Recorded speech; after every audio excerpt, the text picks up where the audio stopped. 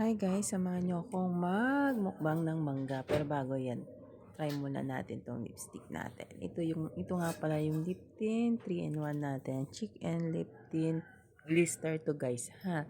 From Shower Makeup. Ayan, long lasting siya guys. And ang kagandahan nito, hindi siya dry sa ating mga lips. Kain tayo guys. Nga pala, yung hipon ko dito, nako, napakaalat. Kaya konti-konti lang yung aking subo dyan. Pero grabe guys, sulit na sulit. Akala ko talagang maalat yung hipon, yun pala dahil lang yung sa kinain kong matamis.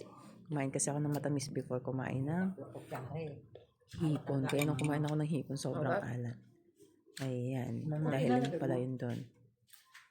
Kasi nung after kong kumain ng pagkagabi, ang sarap na niya, hindi na siya maalat. So, ibig sabihin, dahil lang yun sa kinain ko, no?